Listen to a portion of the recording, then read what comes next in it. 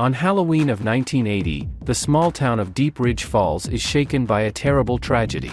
An unremarkable young man named Lee Morris, wearing a mask in the shape of a skull, starts a bloodbath. Moira Cole, his distant relative, manages to stop the psycho, but 42 years later Morris escapes from the asylum and returns to Deep Ridge Falls, where he kills Moira's husband. The maniac is wounded, but manages to escape with the help of nurse Sam Marin, who hides him away from people. There is nothing wrong with creative ambition, but only when it is backed up by something other than blind confidence in the genius of one's material. Otherwise, you get films like Bloodline Killer, a film that enters into an unsolicited dialogue with the real milestones of the horror genre, trying to continue, develop and, what the hell, even surpass their ideas. The main drivers of this project are the Novakovic brothers and Gaudioso twins, whom you probably haven't heard of until now. Ante Novakovic made the movie as director, with his brother Kresh Novakovic playing one of the detectives on the trail of Lee Morris. Twin brothers Anthony and James Gaudioso wrote the script and both got in front of the camera. James plays one of Moira's sons and Anthony, again, a cop. It seems that these four, who also acted as producers, perceive Bloodline Killer as a chance to declare themselves as promising creators with their own auteur vision, but this vision, unfortunately, fails them. The plot of the movie is a rather shameless combination of three famous movies.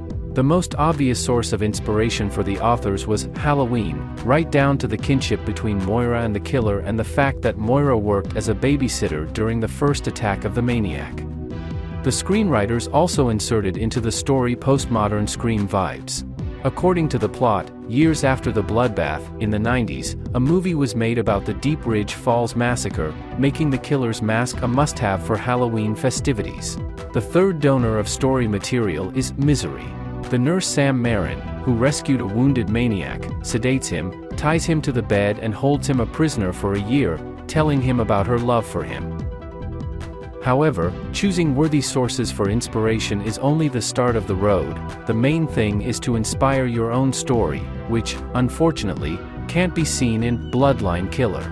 Instead of a coherent, complete story with some kind of plotline and three-dimensional characters with their own arches, we have a jumble of disjointed scenes, which are boring, confusing and simply not interesting.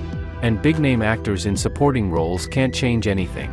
Yes, Moira goes to a psychologist, played by veteran Bruce Dern, but his sessions don't make a difference.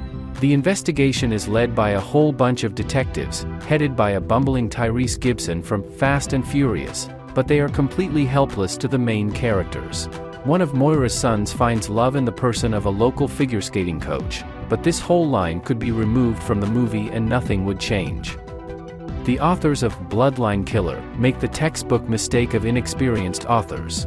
They throw into their movie cauldron a lot of different characters, lines and ideas, hoping that it will all mix into something new and unexpected. But it doesn't work like that. Meanings don't come out of nowhere, out of thin air, they have to be thought out and thought through. Movie creators must initially have a clear answer to the main question of any movie. What is this movie about? An only unexpected thing here are surprisingly bleak murder scenes. It would be better if the authors did not squeeze out of themselves a banal and fragmented family drama, but invested some money in good makeup and thought over an interesting and memorable visual and editing style.